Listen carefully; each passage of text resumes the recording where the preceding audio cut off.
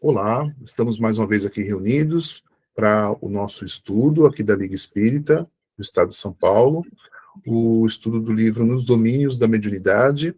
Hoje é o capítulo 24, Luta Expiatória. Junto de nós, o cavalheiro que se mantinha entre os enfermos caiu em estremeções coreiformes. Não fosse a poltrona em que se apoiava, e ter-se-ia arrojado no chão.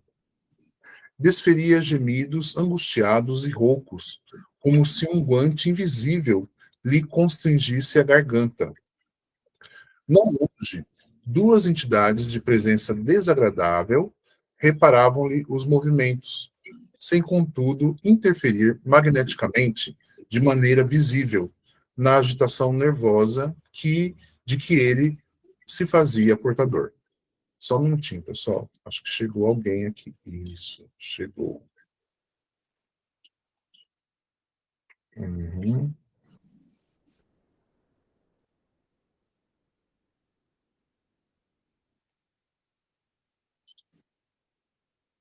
Certo, voltando então.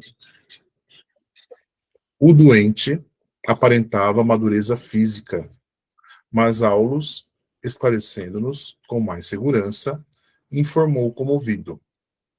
É um pobre irmão em luta expiatória e, na realidade, mal atravessou a casa dos 30 anos, na presente romagem terrestre.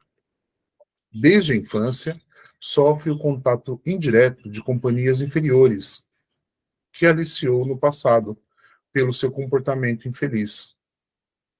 E quando experimenta a vizinhança desses amigos transviados, ainda em nosso plano, com os quais conviveu largamente, antes do regresso à carne, reflete-lhes a influência nociva, entregando-se a perturbações histéricas que lhe sufocam a alegria de viver. Tem sido um aflitivo problema para o templo doméstico em que renasceu. Só um minuto.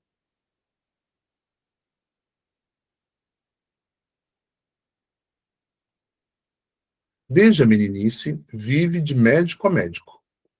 Ultimamente, a malarioterapia, a insulina e o eletrochoque hão sido empregados em seu benefício, sem resultado prático.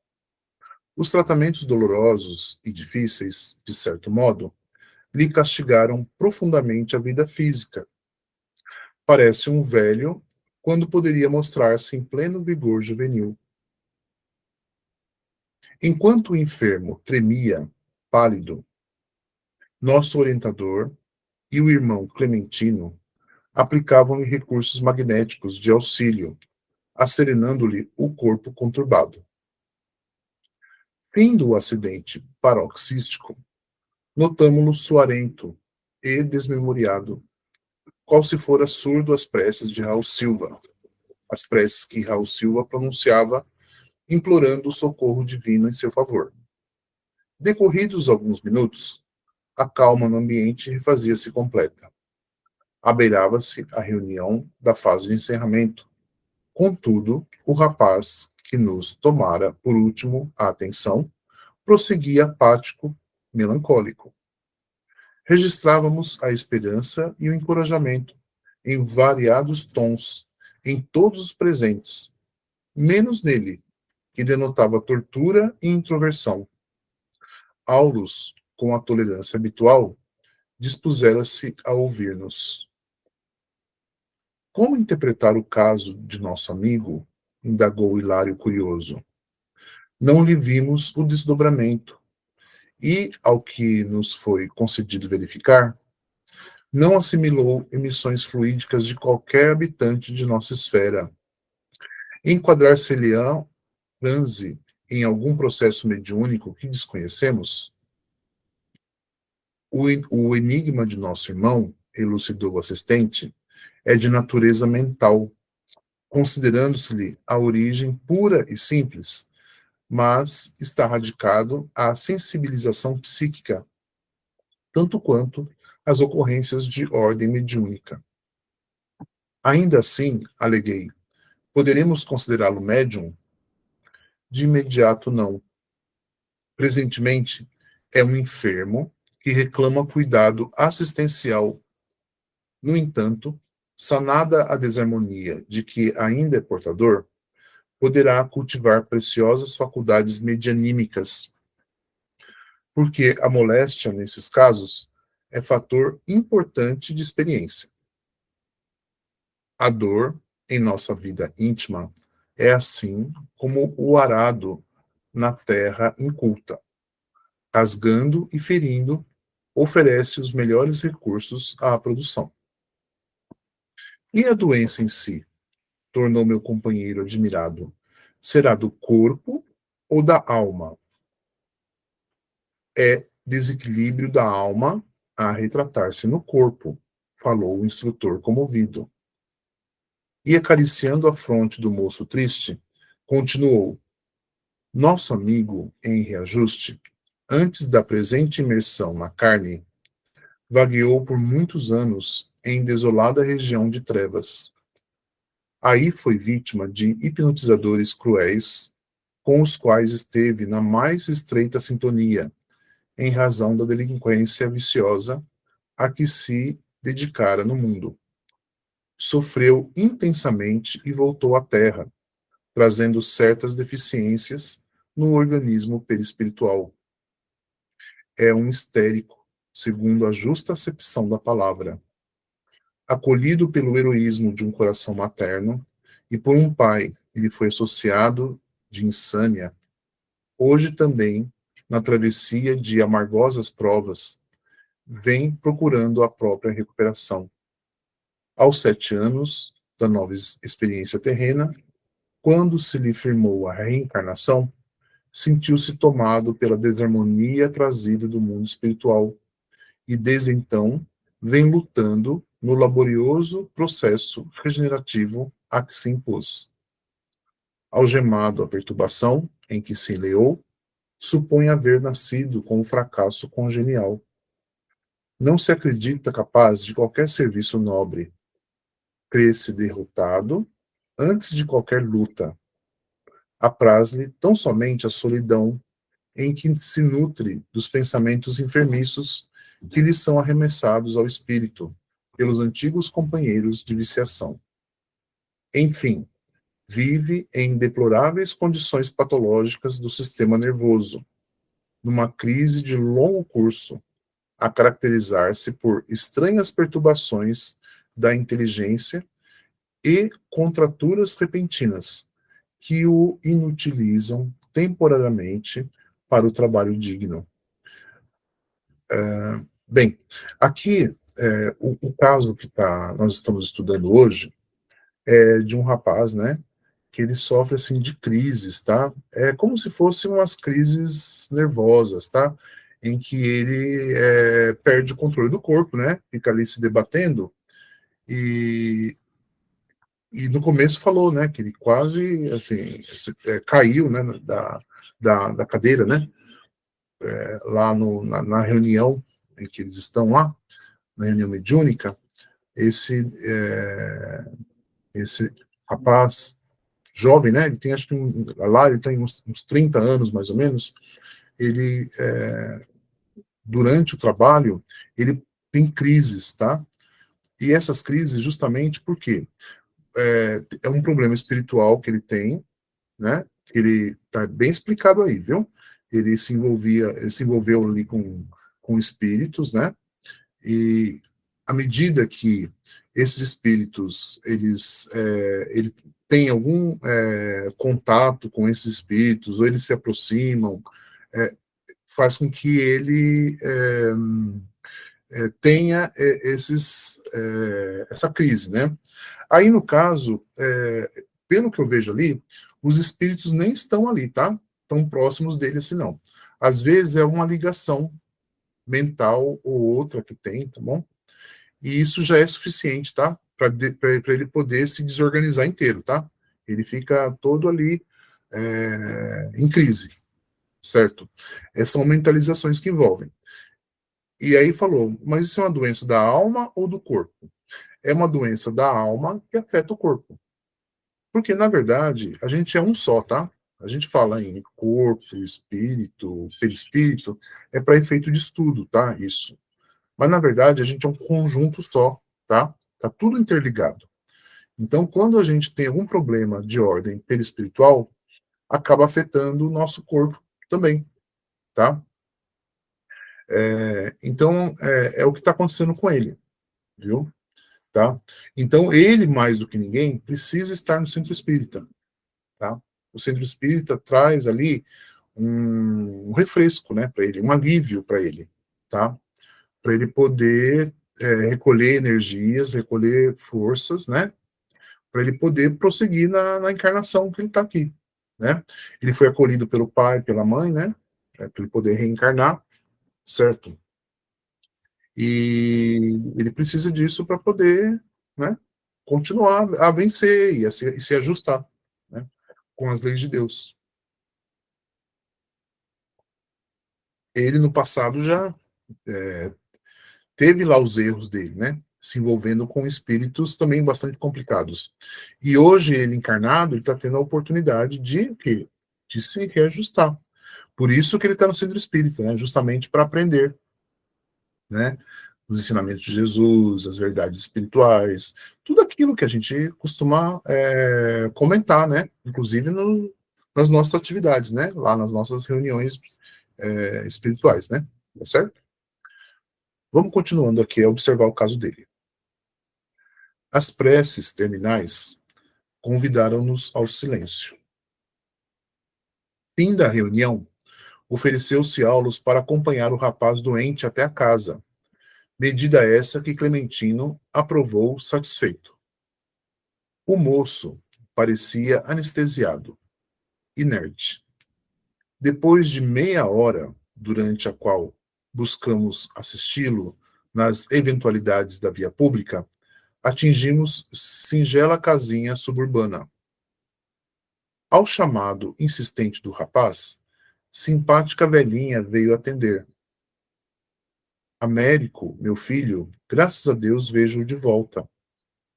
A ternura materna vibrava iniludível naquela voz clara e reconfortante. E a genitora conduziu-o, sem delonga, para a intimidade doméstica, onde um rapaz, embriagado, desferia palavrões. Fitando-o, disse preocupada: Márcio, infelizmente, excedeu-se de novo. E porque reparasse a apatia do recém-chegado, ajuntou: Mas primeiro tratemos de acomodar você. O moço não relutou. Então vocês percebam que o rapaz foi para a reunião no centro espírita e voltou, aparentemente, né, mais ou menos na mesma, né? Tá? Vocês perceberam? Foi comentado isso, tá? Que ele ele recebe ali os recursos, mas ele tem ali o quê? Uma doença que está instalada nele, né? Tá certo? Que é essa uma doença que está originada no passado dele, tá certo? E é aquilo que a gente sempre comenta também, tá? Existem situações, doenças, problemas espirituais que não podem ser sanados da noite para o dia, tá? Não vai ser numa reunião, em duas, três, que vai resolver um problema espiritual, às vezes, ali de séculos, né? Às vezes problemas assim ali que vêm de longe, tá? Então precisa ter o quê? Que a pessoa, né, que frequenta ali a casa espírita, o centro espírita, que ele persista, que ele tenha que ir lá, receber os recursos, para que ele possa obter forças para continuar, tá? Ali no reajuste que ele está, na encarnação que ele tem, viu? A cura, né, vai acontecer com o tempo, tá? É o tempo que vai ajudar, e dependendo, né, lógico, sempre, né, das, daquilo que ele for realizar, né, de como que ele vai usar aquilo que ele está aprendendo. Porque tem muitas pessoas que vão no centro espírita e continuam uma mesma, não aproveitam nada, ouvem, trabalham lá, mas continuam uma mesma, tá? Continuam fazendo as mesmas coisas de sempre. Não mudou, tá? A pessoa não melhorou. A gente diz assim, tá? Então, com o tempo, a pessoa aprendendo as lições e colocando essas lições em prática, fazendo alguma coisa melhor do que fazia, tá? Isso vai transformando o espírito. E ele vai mudando, vai recebendo ali o tratamento, né? Ele vai melhorando suas condições. Tudo bem? Então, é isso que é o caso desse rapaz, tá? Então, ele tem todo um passado complicado, né? E agora ele está tendo a oportunidade de se reajustar. Tudo bem? Por isso que ele voltou ali bastante apático, né? Olha assim, e por que reparasse na a apatia do recém-chegado, né? O rapaz tem lá a apatia, tem a fraqueza dele toda, né? Então, né, é sinal de que o quê? Ele está ali obtendo algum recurso para poder persistir, né, na caminhada dele. Tá certo? Vamos continuar então. O moço não relutou, certo? Deixou-se arrastar pelo carinho materno e envolveu-se nas cobertas do leito, em acanhado telheiro aos fundos. Américo dormiu sem detença, surgindo junto de nós, em desdobramento natural. Não nos pressentiu, porém, nem de longe, registrava tão somente a perturbação mental de que se via possuído. Amedrontado, espantadiço, avançou para a estreita câmara, a pequena distância, e rojou-se ao lado de um velho paralítico choramingando. Pai, estou sozinho, sozinho. Quem me socorre? Tenho medo, medo. O doente, vigilante e calmo, assinalou-lhe a presença, de algum modo, porque mostrou no semblante dolorida expressão, como se lhe estivesse ouvindo as queixas. Aulus recomendou-me auscultar a fronte pensadora do enfermo, atado ao catre limpo, e buscando sintonizar-me com ele. Escutei-lhe a mente, conversando de si para consigo. Ó Senhor, sinto-me cercado por espíritos inquietos. Quem estará junto de mim? Dá-me forças para compreender-te à vontade e acatar-te os desígnios. Não me abandones. Tristes são a velhice, a doença e a pobreza, quando nos avizinhamos da morte.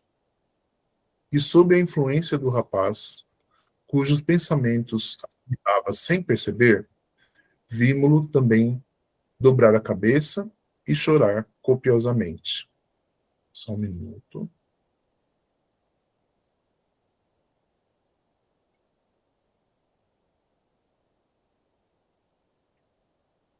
Fixando-os de maneira significativa, nosso orientador esclareceu. Achamo-nos à frente de pai e filho.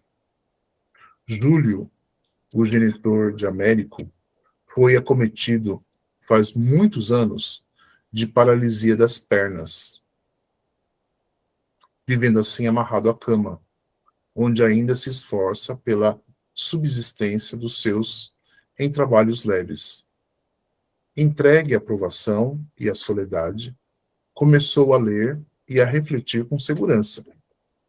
Apreendeu a verdade da reencarnação, encontrou consolo e esperança nos ensinamentos do Espiritismo, e com isso tem sabido marchar com resignação e fortaleza nos dias ásperos que vem atravessando. Sentindo-nos a sede de maiores informes, o instrutor prosseguiu depois de ligeira pausa. Sustentado pelo devotamento heróico da esposa, trouxe ao mundo 5 filhos, dos quais uma jovem que lhe foi abençoada irmã noutra vida terrestre, e os demais, inclusive Américo, são 4 rapazes de trato muito difícil. Márcio, que já conhecemos, é cliente da embriaguez. Guilherme e Benício estão consumindo a mocidade em extravagâncias noturnas. Laura, que é a abnegada companheira dos pais, e o nosso Américo, o primogênito, que ainda está longe de recuperar o equilíbrio completo. E observando o dono da casa, em semelhante posição, interferiu Hilário. Somos levados a pensar nas dificuldades que se desenrolam aqui. Indubitavelmente, a expiação do grupo doméstico, sob nossa vista, é rude e dolorosa. Em passado próximo, o paralítico de hoje era o dirigente de pequeno bando de malfeitores. Extremamente ambicioso, asilou-se num sítio, onde se transformou em perseguidor de viajantes desprevenidos, dedicando-se ao furto e à vadiagem.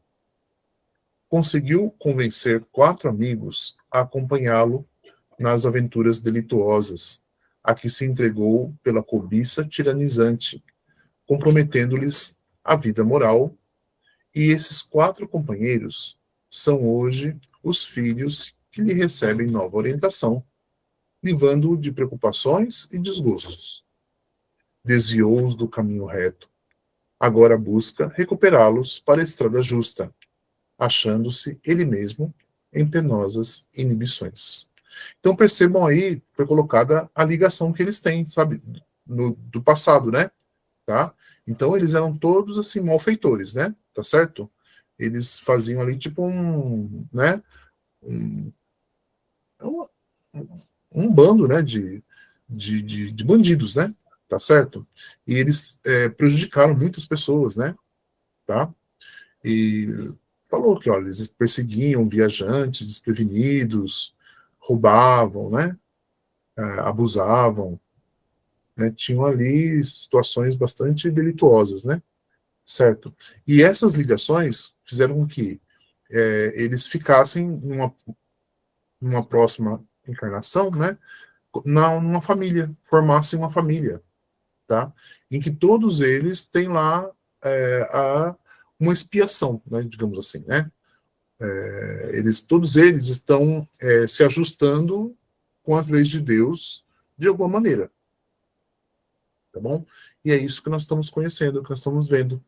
Então, como que o passado, né, as coisas que muitos de nós fazemos, né, no passado, afetam a nossa vida atual, certo? Coisas que nós fizemos afetam aí a nossa vida atual. Tudo bem? A torturada conformação do velhinho sensibilizava-nos às fibras mais íntimas. Tivemos, contudo, nossa atenção atraída para novo fenômeno. Uma jovem, de fisionomia nobre e calma, penetrou o quarto em espírito, passou rente a nós, sem notar-nos, e, reanimando Américo, retirou-o para fora.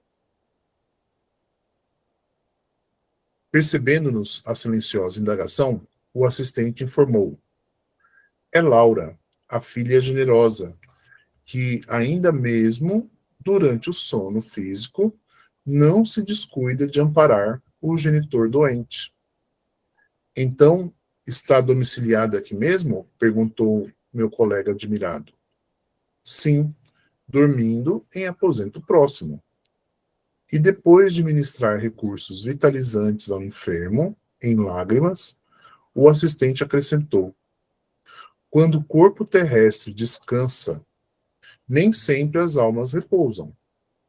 Na maioria das ocasiões, seguem o impulso que lhes é próprio.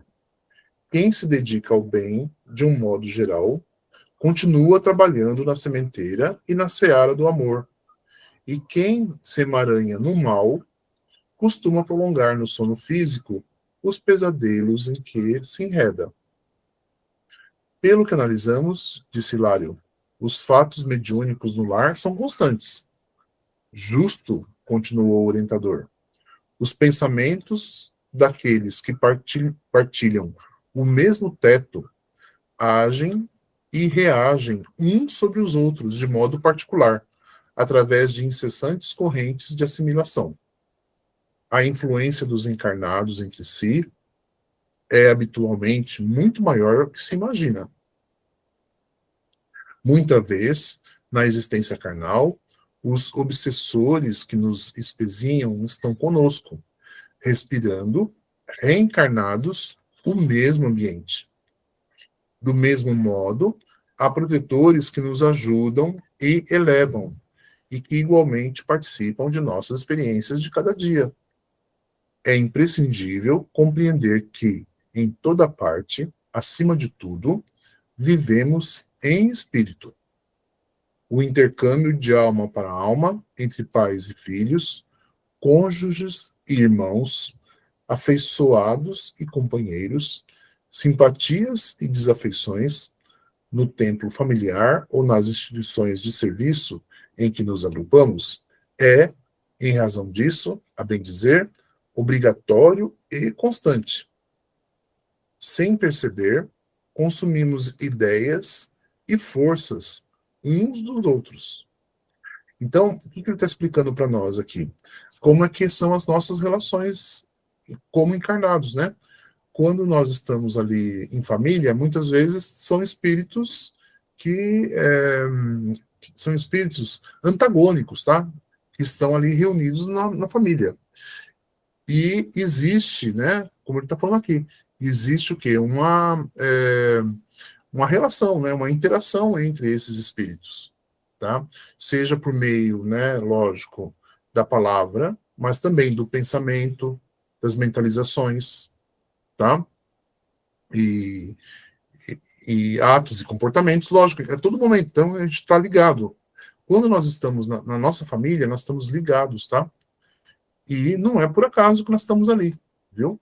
E aí o que está acontecendo aí nesse caso que a gente está vendo, que tem a filha, né? Ela ajuda o pai, né? E, e outros ali, né? Que ela acaba ajudando também, tá? Em espírito, viu? Em espírito. Lógico que também, como encarnada, muito possivelmente. Enquanto está acordada também, né? Mas quando o corpo está dormindo, ela em espírito está ajudando eles também, certo?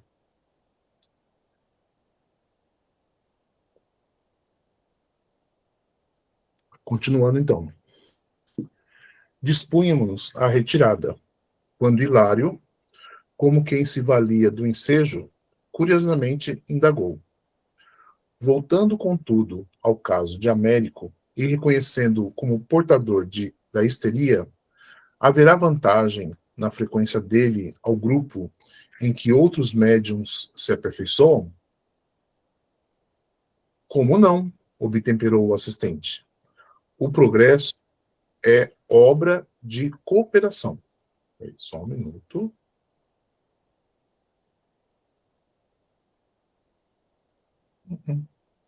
Tá aqui. Então ele fala assim, ó, o progresso é obra de cooperação, consagrando-se à disciplina e ao estudo, à meditação e à prece, ele se renovará mentalmente, apressando a própria cura, depois da qual poderá cooperar em trabalhos mediúnicos dos mais proveitosos. Todo esforço digno, por mínimo que seja, recebe invariavelmente da vida a melhor resposta, tá? Então, o que ele explica para nós? Que mesmo ele não tenha ali uma mediunidade, né, a possibilidade de dar comunicação ali para espíritos ou fazer algum tipo de intercâmbio com a espiritualidade, porque ele está muito doente, né? Se ele se dedicar, né, ao estudo, à prece, ele vai se renovando mentalmente, tá? E ele se disciplinando e tendo conhecimento, ele vai poder colaborar e cooperar com os trabalhos mediúnicos, tá? É isso que o mentor está falando, tá? Então, ou seja, qualquer pessoa colabora sempre com o trabalho mediúnico, desde que haja, né, ali dedicação, né, disciplina, estudo, né, participe ali, né, com dedicação ali aos trabalhos, né, vai estar colaborando, tá bom? Aulus, a seguir, lembrou a fazeres à distância e considerou por finda a valiosa lição. E terminamos aqui, tá? O nosso estudo de hoje, né, a nossa leitura aqui de hoje. Nós vamos, na semana que vem, ir para o capítulo 25, em torno da fixação mental, certo? Sábado que vem, véspera do dia de finados, né? Que é o feriado do dia 2, mas o estudo a gente pode fazer, tá? Se Deus quiser, estaremos aqui reunidos para o estudo, viu? O trabalho lá na Liga, que dia 2 não vai ter, viu? Tá? A gente combinou numa reunião anterior aí, nossa, quem participou deve estar se lembrando, né? A gente combinou que no dia 2, finados, a gente não faria reunião mediúnica, tá bem? Tá bom? Então, no domingo que vem, não amanhã, o próximo domingo, não haverá reunião mediúnica, certo?